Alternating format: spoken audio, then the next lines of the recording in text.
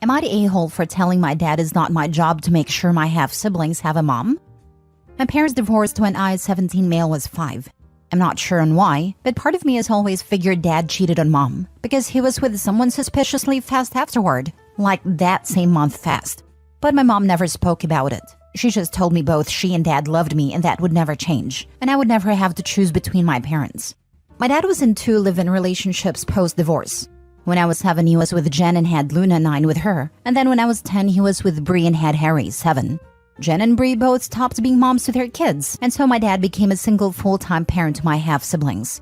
From that point onward, my dad has tried to convince mom she could step up and at least fill some kind of female role model relationship with them.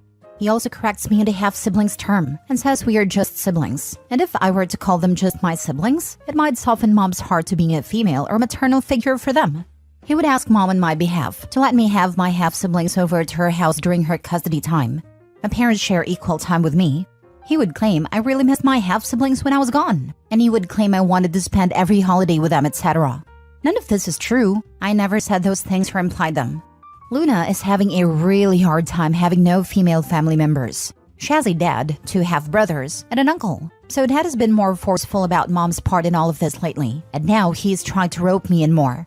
He sat me down recently and told me my half-siblings deserve to have moms, and I could help them with that. I could share my mom and let them feel the love they deserve to feel. He said that I always treated them like lesser siblings. First with always using half, and then with not trying to include them in my life at my mom's house. He told me this is where my role as big brother needs to really take off. In a response, I told him it's not my job. It has never been my job to provide my half-siblings with a mom. I told him it was on him and their actual moms to do that. And I told him it was sick how he kept trying to rope my mom in. I told him to accept that he only had 1 kid with mom, and she was only obligated to care for me. His answer to that was, I was disappointing him with both my response and lack of concern for the overall well-being of my half-siblings. And he told me to do better. Be better and care more about my innocent little siblings. I told my mom about it, and she tore dad a new one for putting this on me. She told me I am not wrong for what I said to him, but my uncle also said I could have more compassion for my innocent half-siblings. Am I the a-hole? Now for the top comments. Not the a-hole. You and your mother have no obligation to provide a mom to your half-siblings. Your father is a moron to think his first wife needs to mother his next 2 children with other women. Your uncle's opinion is irrelevant. None of this is on you. Absolutely. I wish I could upvote this a million times. Your mother seems to have your back and your dad just wants time away from his kids. So if he can palm them off to your mom, it's a win for him. It must be cramping his style trying to find a 4th woman to have a kid with. It comes down to the fact that dad doesn't view women as individuals. He sees them as interchangeable, and based on the services they can provide and the tasks they do, like an employee, not a person and not a partner. This is probably why his relationships eventually fail. OP is not a-hole.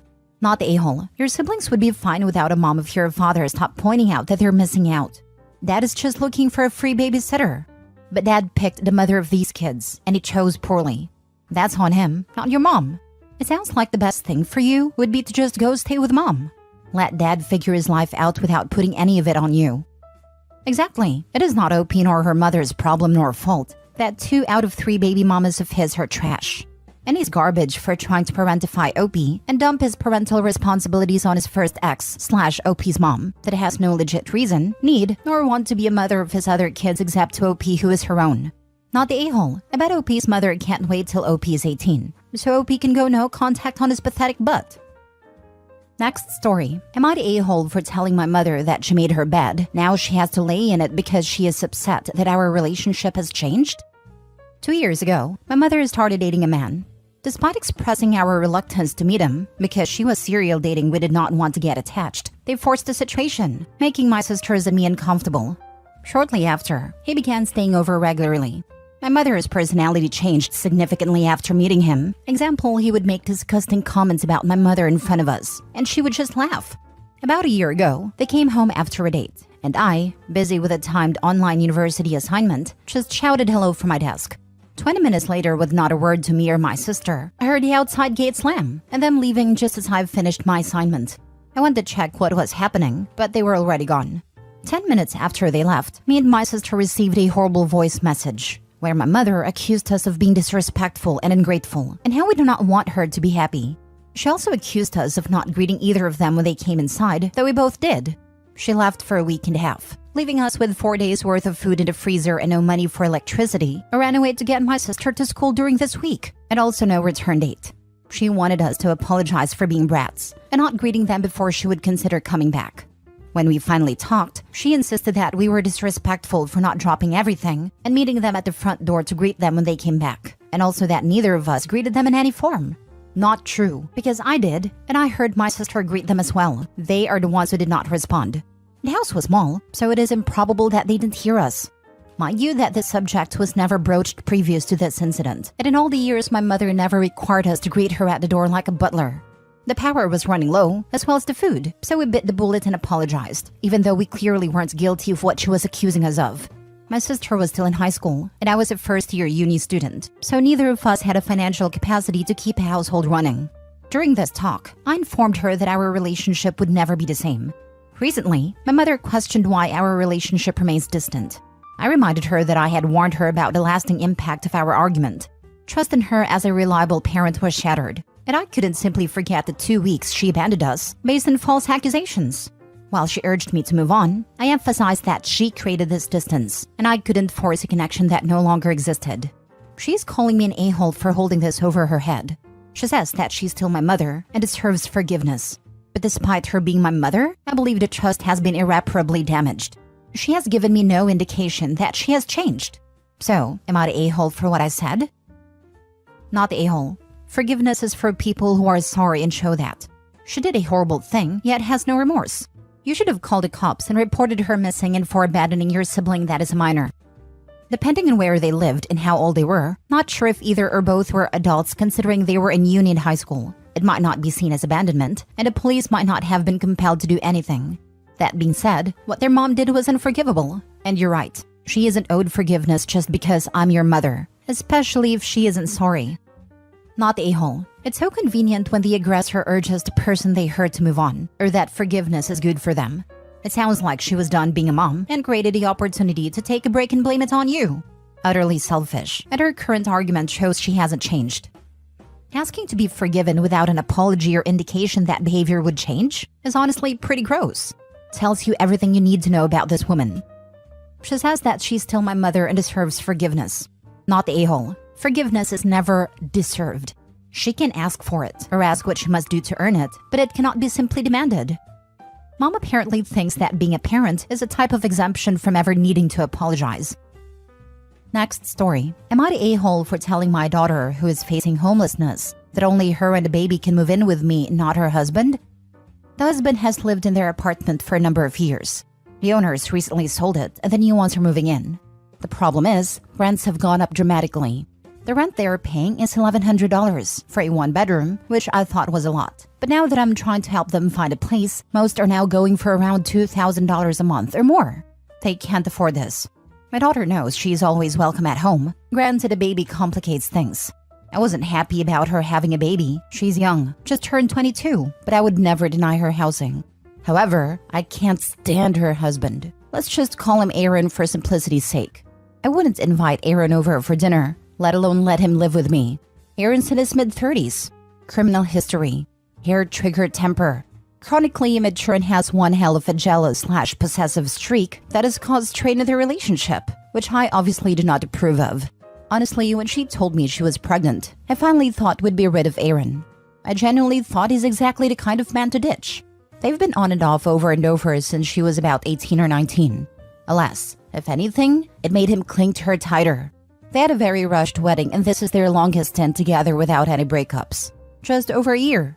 There's still been the fair share of dramatics, of course, but I'm surprised they've made it this far. Even so, I simply don't want to live with Aaron. I don't like him. I don't want him around me.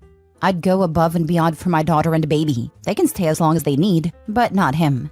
Obviously, this has created a rift between my daughter and I. She doesn't want to live separately from Aaron. I told her then she needs to figure out alternative arrangements. Well, their move-out date is rapidly approaching, the 15th of December, and they're still not been able to find a place, and she's panicking. She's been begging me to let them stay. I reiterated my terms. Aaron simply cannot stay here. This led to a lot of tears and some angry words, namely me being an a-hole.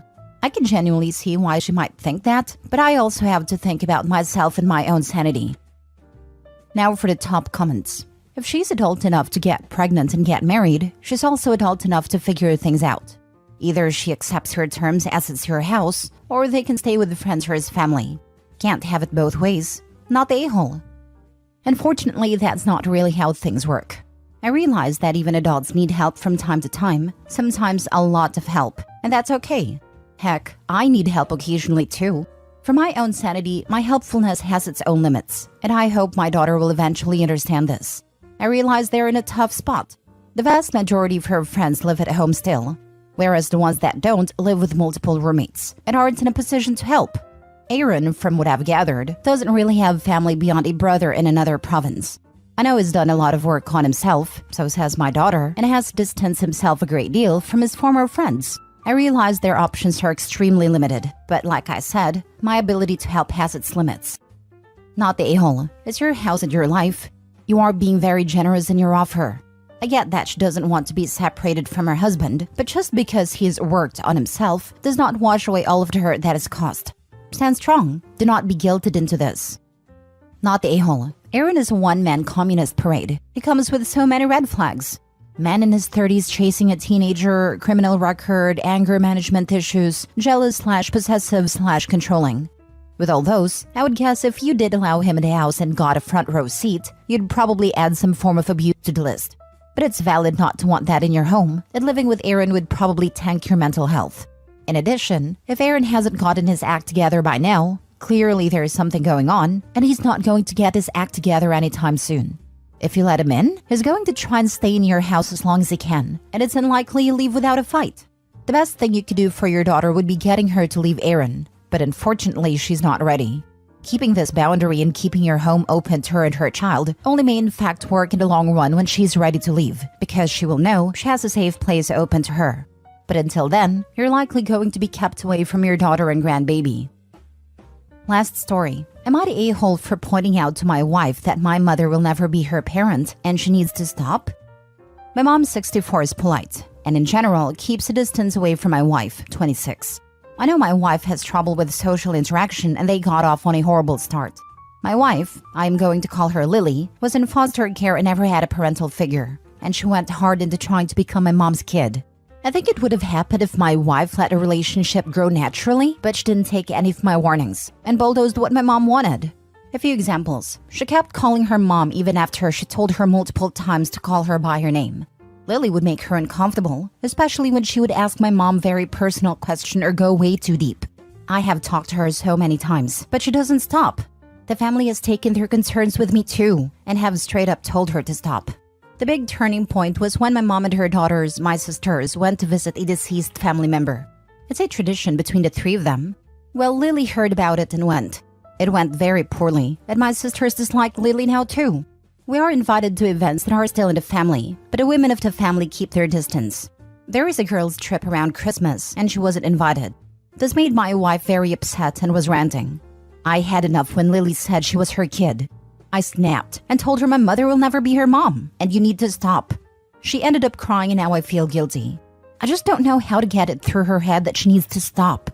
I've talked with her so many times, and she is already in therapy. I see both sides of the story here. I feel so sad for your wife, but also for your family. I can imagine your wife thinking for a long while that once she gets married, she'd finally have parents. It was her last chance to get some, in her mind I'm sure. Unfortunately, that's not always how life works, and I don't think you were the a-hole for saying what you said. It's good that you did. She can finally come to the realization that they're never going to accept her as their own. Hopefully she'll stop trying so hard. My heart goes out to her though. Maybe she should see a therapist to help her process her childhood grief. Not the a-hole. She is seeing a therapist. Have you considered doing a joint session together specifically to discuss the relationship with your family? She doesn't want to do that. I have suggested it before, and she would find it uncomfortable for me to be so close to her therapists. She can understand her own feelings of being uncomfortable with you being close to her therapist, but can't understand that your mom is uncomfortable with her forcing closeness on her? That's a little concerning. I know her therapist cannot and should not tell you anything, but you can still tell them things. I don't think it would be a bad idea to tell the therapist your concerns and even ask what you can do to support your wife while still maintaining healthy boundaries in the family. Sure does sound like the therapy isn't at all working, to be honest. I'm sure you could have been gentler to her in telling her what you did, but I'm still going not the a-hole. It sounds like she has been warned and told so many times. At what point does she take responsibility for her actions? I just don't get why she's so fixated on this. It's a miracle that my mother is still polite to her. I know it has to do with foster care, but after being told to stop so many times, I am confused about how she will ignore everyone and keep going.